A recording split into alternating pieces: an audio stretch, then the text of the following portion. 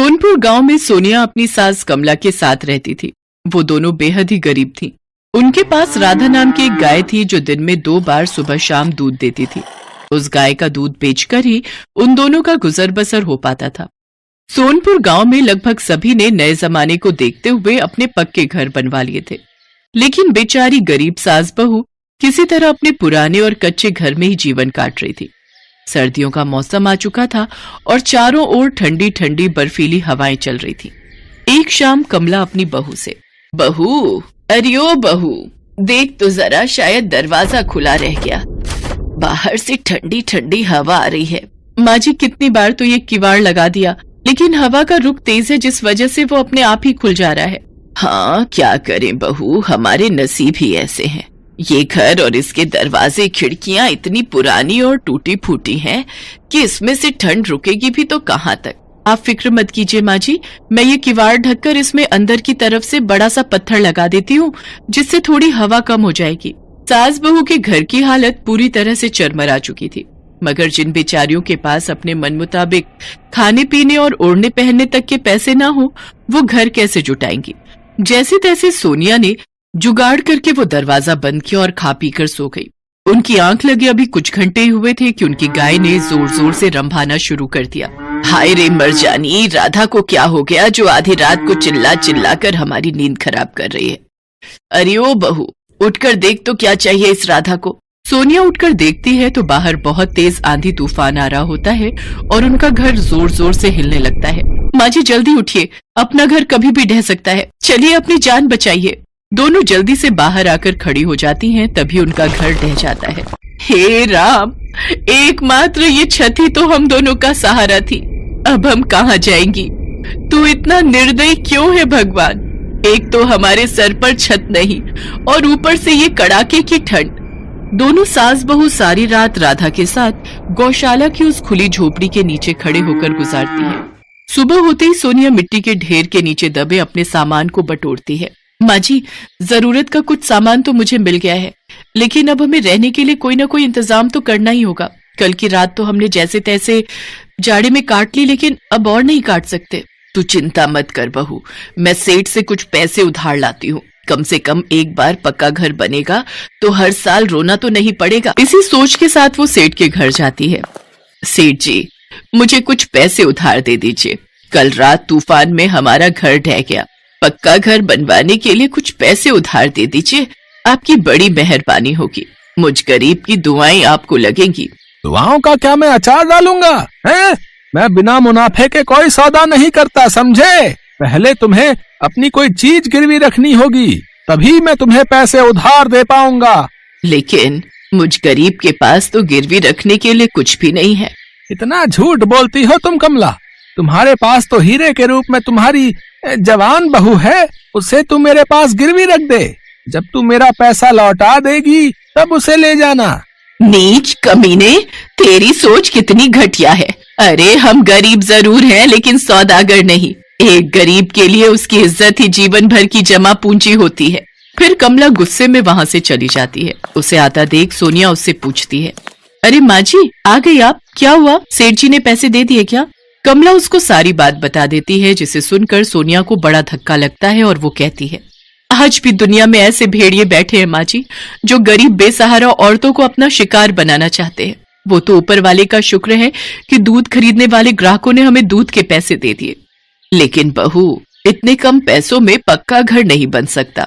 अभी वो दोनों बात कर ही रही होती हैं कि तभी वहाँ सेठ अपने कुछ लोगों के साथ पहुँच जाता है और कहता है, शायद तुम भूल रही हो, तुम्हारी ये जमीन अब मेरी है। तुम्हारे पति ने इस जमीन को मेरे पास गिरवी रखा था, लेकिन वो उसको छुड़वाए बिना ही मर गया, इसलिए अब इस जमीन पर मेरा कब्जा है। चलो अब निकलो यहाँ से। बेचारी दोनों सास बहू दुखी मन से वहाँ से अपने सामान की पोटली उठाकर चल पड़ती हैं। साथ ही राधा को भी अपने साथ ले लेती हैं। रोते रोते दोनों नदी किनारे पहुँच जाती हैं। मेरी तो कुछ समझ नहीं आ रहा बहू कि क्या करे। पहले तो सर से छत गई थी, लेकिन अब तो जमीन भी चली गई और हमारे पास तो और कोई जमीन भी नहीं है जहाँ हम अपना घर बना पाए। अब फिक्र मत कीजिए माँ जी, कोई न कोई हल जरूर निकल जाएगा। फिर राधा को प्यास लगती है तो वो जोर जोर से रंभाने लगती है। सोनिया उसको नदी की ओर पानी पिलाने ले जाती है। तभी रोते हुए सोनिया के आंसू नदी में गिर जाते हैं। उसके आंसू नदी में मिलते ही वहां नदी देवी प्रकट होती है, जो उनसे कहती है, तुम दोनों फिक्र मत करो बच्चों, अगर तुम्हारे पास घर बनाने के लिए जमीन नहीं है तो इस नदी पर तुम घर बना सकती हो। नदी पर घर? लेकिन यह कैसे मुमकिन है नदी देवी? सब कुछ मुमकिन है पुत्री। तुम मेरी इस नदी पर अपना घर बनाकर ताउम्र यहाँ रह सकती हो। तुम दोनों को यहाँ से कोई नहीं निकालेगा और इस नदी पर स्वयं मेरी कृपा है तो यहाँ बाढ़ या भूकंप कुछ भी नहीं आ सकता। इस नदी में तुम दोनों आराम से जा सकती हो। तुम्हारी नदी पर बने घर में कोई भी आ जा सकता है, लेकिन तुम दोनों के अलावा और कोई इस नदी पर अपना घर नहीं बना सकता। ये कहकर नदी देवी अंतर्ध्यान हो जाती है। आपका बहुत बहुत शुक्रिया नदी देवी। सोनिया और कमला राधा के साथ बड़े आराम से उस नदी के ऊपर चलने लगती हैं। वो ये देखकर हैरान थी कि वो डूब नहीं रही थी और बिल्कुल धरती की भांति ही उन्हें नदी पर चलने का एहसास हो रहा था। बहू, घर बनाने के लिए जगह तो हमें मिल गई, लेकिन हम घर बनाएंगे कैसे? हमारे पास तो पैसे ही नहीं है। आप परेशान मत होइए माँ जी, हमारा घर जरूर बनेगा, और वो भी बिना पैसों के। जब मैं छोटी थी तब मेरे नाना फूस, मिट्टी और गोबर से घर बनाते थे, तो बस अब हम भी ऐसे ही घर बनाएंगे। इसके बाद दोनों ने सामान इकट्ठा किया और घर बनाने में जुट गए। घर को मजबूत बनाने के लिए सबसे पहले हमें 4 खंभों की नींव रखनी होगी माँ जी। ठीक है बहू।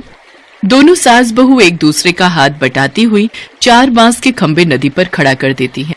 शुक्र है नींव खड़ी हो गई। अब इसके बाद हमें तिनकों से घरौंदा तैयार करना है। भूखी प्यासी थकी हारी सास बहू सब कुछ भूलकर अपने लिए घर तैयार कर रही थी और आखिरकार दोनों सास बहू ने फूस की झोपड़ी तैयार कर ही ली। फिर रात हो गई। चलो बहू, फूस की झोपड़ी तो तैयार हो गई, अब इस पर गोबर की पुताई कल करेंगे। ठीक है माँ जी, अब आज रात हम इसी फूस की झोपड़ी में सोते हैं। कम से कम कल रात की तरह खुले में रहकर ठंड में तो नहीं रहना पड़ेगा। वो दोनों चादर बिछाकर लेट जाती हैं और राधा को भी अपने साथ उस झोपड़ी के अंदर कर लेती हैं। अगले दिन सुबह जब वो उठी तो बाहर कोहरे की चादर बिछी हुई थी। माँ जी, अब मैं जल्दी से गहरी मिट्टी और गोबर का घोल बनाती हूँ। सोनिया ने जल्दी से घोल बनाया और उस गाढ़े लेप को फूस की झोपड़ी पर लगाना शुरू किया। फिर उनका घर बनकर तैयार हो गया। वो दोनों राधा के लिए भी एक कमरा बना देती हैं। नदी में बने उनके गोबर के घर को देखकर सभी हैरान रह जाते हैं। उनका घर सभी को बहुत पसंद आया और कुछ ग्वाले उनके पास आए और कहने लगे, सोनिया बहू, तुम्हारा घर सबको बहुत पसंद आया। हम तो कई सालों से ग्वाले रहे हैं, लेकिन कभी भी इस ओर ध्यान ही नहीं गया कि गोबर का घर भी बन सकता है। हाँ, हम सब चाहते हैं कि तुम हमारी गायों के लिए भी ऐसा ही घर बनाकर तैयार करो, और इसके लिए हम तुम्हें प्रत्येक गौशाला घर बनाने के 12,000 रुपए देंगे। दोनों सास बहू इसके लिए हामी भर देती हैं। कई दिन बीत जाने के बाद, ये देखिए माँ जी, आज गायों के बसेरे के लिए गोबर घर बनाकर हमने कितने पैसे इकट्ठे कर लिए। हाँ बहू, हमने तो ऐसा कुछ सोचा भी नहीं था कि इस तरह गोबर का घर बनाकर हमारे ऊपर जो बरसों की गरीबी का अंधेरा छाया हुआ है वो छट जाएगा। वो दोनों बातें कर ही रही होती हैं कि तभी हाथ में बैग लिए एक पढ़ी लिखी मैडम उनके पास आती है और कहती है, नमस्ते, क्या नदी में गोबर का घर बनाने वाली सास बहू आप ही हैं? जी कहिए मैडम, आप कौन है मैडम? मैं एक सरकारी मुलाजिम हूँ और मुझे यहाँ सरकार ने भेजा है। आपकी नदी में गोबर घर बनाने के आइडिया के लिए सरकार ने आपको पूरे 10 लाख का इनाम दिया है। इको फ्रेंडली एनवायरनमेंट और लोगों को अपनी पुरानी संस्कृति से जोड़ने के लिए आपकी जो ये पहल है, उससे हमारी सरकार बहुत खुश है। आपका बहुत बहुत शुक्रिया मैडम, आपकी बड़ी बड़ी मेहरबानी। इतनी बड़ी रकम देखकर सास बहू खुशी से झूम उठती हैं। बेशक ही उनकी गरीबी खत्म हो जाती है, लेकिन फिर भी वो रहने के लिए अपने गोबर घर को ही चुनती हैं, क्योंकि जो परिवर्तन गरीब के लिए खुशियां ला दे वो हमेशा उनके लिए खास रहता है।